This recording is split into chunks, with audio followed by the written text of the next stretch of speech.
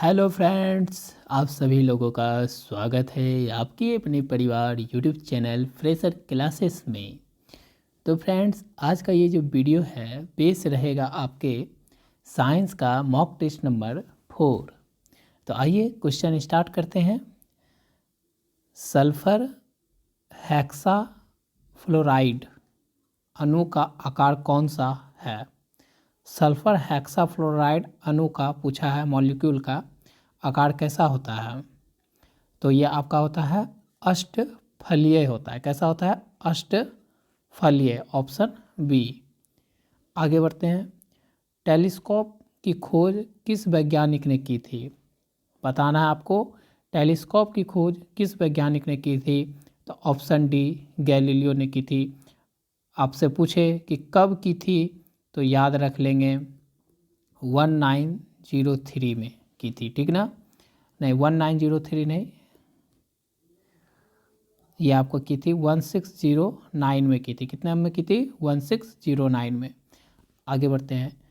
इस सदी की शुरुआत में हवाई जहाज़ का आविष्कार किसने किया था?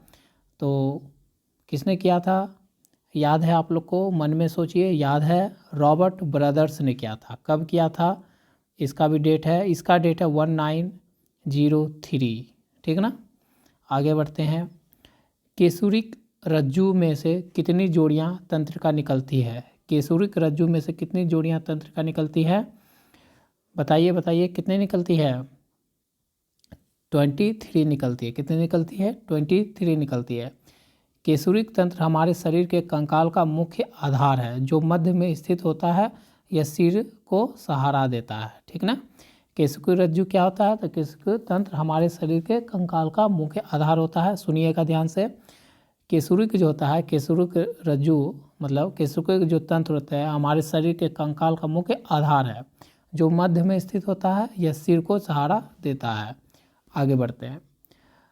प्रतिवर्ती क्रियाओं, जिसे इंग्लिश में बोलेंगे रिफ्लेक्स एक्शन, का नियंत्रण केंद्र कहाँ पर है? तो ये आपका हो जाएगा केसुरिक रज्जु में होता है, ठीक ना? Option C. थायराइड ग्रंथि से थायरॉक्सिन स्रावित करने के लिए उत्सर्जित करने वाला अंतःस्रावी हार्मोन कौन सा है? तो वो होता है ऑप्शन ए, टीएसएच। कहने का मतलब अगर फुल फॉर्म देखा जाए तो थायरॉइड स्टिमुलेटिंग ऐसे हार्मोन, ठीक ना? तो फुल फॉर्म भी कभी कभी पूछ दिया जाता है, तो इसलिए मैंने लिखवा दिया। ऑप्शन ए राइट हो गया। निषेचन की क्रिया कहाँ पर होती है? ये सबको पता होना चाहिए। निषेचन की क्रिया कहाँ पर होती है? तो अंडवाहिका में होती है, ऑप्शन बी। आगे बढ़ते हैं। पीतल के बर्तनों को कलई करते समय गर्म बर्तन के सफाई के लिए प्रयोग किए जाने वाला अमोनियम क्लोराइड चूर्ण से निकलने वाला धुआं है। धुआं पूछा है, कौन सा धुआं होता है? बताइए कौन सा धुआं होता है? सब सोचिए मन में। अमोनिया और हाइड्रोक्लोरिक एसिड का होता है। ऑप्शन डी राइट हो जाएगा, ठीक है? आगे बढ़ते हैं। निम्नलिखित में से कौन सा विटामिन के खून के जमने में आवश्यक होता है? ये तो सबको पता होना चाहिए। कौन सा विटामिन खून को थक्का जमने में मदद करता है? जब हमारा कट टूट जाता है, शरीर पे कोई घाव हो जाते हैं तो उससे खून निकलने लगता है, कट टूट जाता है तो कौन सा विटामिन खून का थक्का जमा करने में, मतलब खून को रोकता है थक्का जमाने में? तो बताइए बताइए। वो आपका है विटामिन के। क्या है? विटामिन के। कौन है? विटामिन के। ये आपको कहाँ से मिल जाएगा? इसका स्रोत कहाँ से हो सकता है? तो ये हरी पत्तेदार सब्जी, टमाटर, पनीर इत्यादि में पर्याप्त मात्रा में पाया जाता है, ठीक है? हरी पत्तेदार सब्जी, टमाटर, पनीर इत्यादि में। ध्यान से सुनिएगा, नोट कर लीजिएगा। आगे बढ़ते हैं। अल्कोहलिक खमीरन का आखिरी उत्पाद क्या है? अल्कोहलिक खमीरन का आखिरी उत्पाद क्या है? तो क्या है आखिरी उत्पाद? तो ये हो जाएगा आपका ethyl alcohol. Ethyl alcohol, option C right हो जाएगा, ठीक ना? अल्कोहलिक खमीरन का आखिरी उत्पाद क्या है? तो इथाइल अल्कोहल होता है। यह एक क्या होता है? इथाइल अल्कोहल एक रंगहीन द्रव है। ये क्या है? एक रंगहीन द्रव है, ठीक है, जो अत्यधिक क्या होता है? ज्वलनशील होता है। ये अत्यधिक क्या होता है? ज्वलनशील होता है। इसे इसे जो है इथाइल अल्कोहल को शराब के रूप में इस्तेमाल किया जाता है, मतलब शराब निर्माण के रूप में इस्तेमाल किया जाता है, ठीक है। इसको किस विधि से बनाया जाता है? तो किस विधि से इसको बनाया जाता है? तो लिख लेते हैं हम लोग, किण्वन विधि से बनाया जाता है, ठीक ना। आगे बढ़ते हैं। निम्नलिखित में से कौन सा हार्मोन है? हार्मोन पूछा है, तो हार्मोन आपका इंसुलिन एक हार्मोन होता है, ठीक ना। तो ऑप्शन सी राइट हो जाएगा। आगे बढ़ते हैं। हाइड्रोक्लोरिक एसिड कांच की बोतल में नहीं रखा जाता क्योंकि यह अभिक्रिया करता है, मतलब अभिक्रिया मतलब रिएक्शन कर लेता है। हाइड्रोक्लोरिक एसिड को कांच की बोतल में नहीं रखा जाता क्योंकि यह रिएक्शन कर लेता है, अभिक्रिया कर लेता है। किससे अभिक्रिया कर लेगा? कांच में रखेंगे तो कांच ही का कोई चीज़ से अभिक्रिया करेगा। तो कांच में क्या पाया जाता है?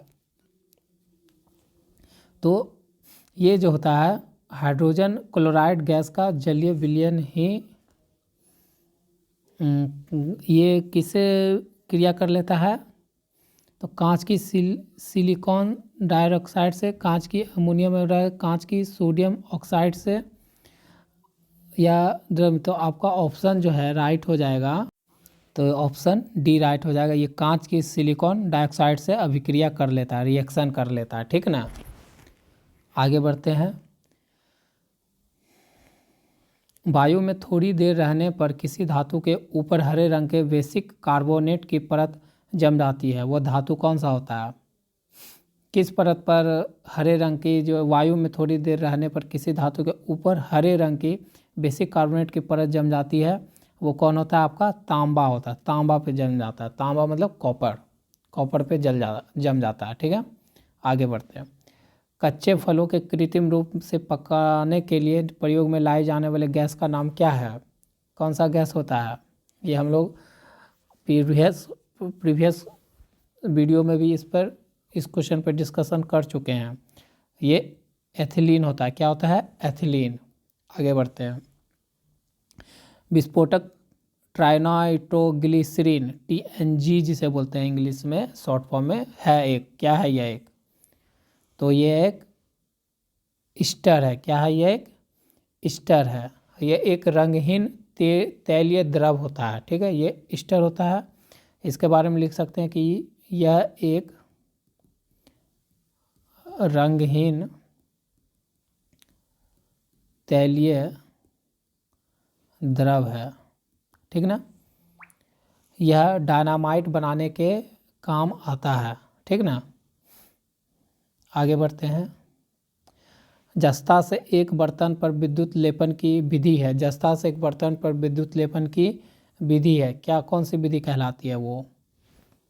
तो वो बर्तन के धन ध्रुव और जस्ता को ऋण ध्रुव बनाया जाता है, ठीक ना।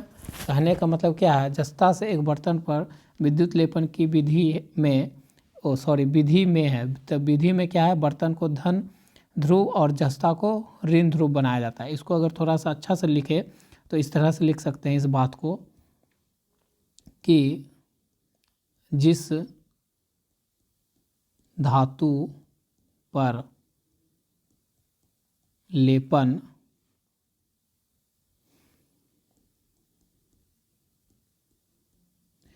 जिस धातु पर लेपन रासायनिक जिस धातु पर लेपन, ये थोड़ा गलत हो गया, जिस धातु पर लेपन करना होता है ध्यान दीजिएगा, जिस धातु पर लेपन करना होता है उसे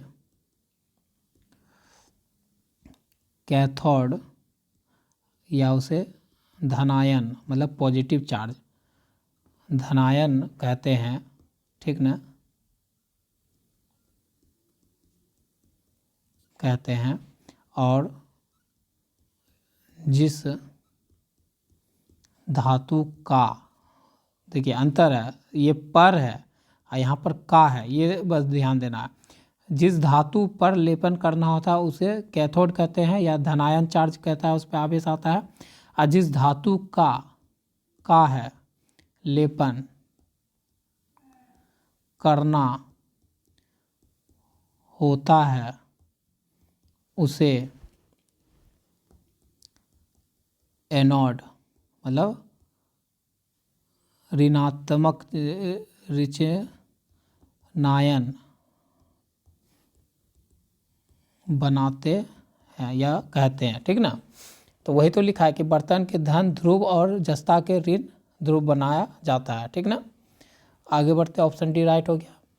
वायु में कौन सा नोबल गैस नहीं होता है? वायु में कौन सा नोबल गैस नहीं होता है, बताइए। कौन सा नोबल गैस वायु में नहीं होता है? वो होता है आपका रेडॉन। रेडॉन जो है ये वायु में नहीं पाया जाता, लेकिन ऑर्गन, हीलियम, नियॉन ये सब वायु में पाया जाता है। नोबल गैस में ऑर्गन, नियॉन, क्रिप्टॉन, हीलियम वायु में होते हैं, ठीक ना। तो ये रेडॉन नहीं होता, तो ऑप्शन डी राइट हो गया। आगे बढ़ते हैं। क्लोरोफिल में कौन सी धातु आयन पाया जाता है? तो आपका सबको पता है मैग्नीशियम पाया जाता है। बल का एसआई मात्रक केजी मीटर पर सेकंड स्क्वायर है, इस एक अन्य नाम से भी जाना जाता है, वह है इसका तो आंसर आप लोग को होमवर्क में, ये हम बहुत बार प्रीवियस ईयर में रिपीटेड हो चुका है प्रीवियस वीडियो लेक्चर में, तो आपको इसका होमवर्क में है, कमेंट करना है आंसर, ठीक ना। कमेंट बॉक्स में देखते हैं कितने बच्चे कमेंट कर सकते हैं, ठीक ना। सारे का कमेंट करना है, ये सभी का आपको ऐसा यूनिट कमेंट करना है, ठीक ना, कि पास्कल किसका होता है, जूल किसका होता है, हर्ट्ज किसका होता है, न्यूटन किसका होता है, और साथ में इसका आंसर भी करना है, ठीक ना।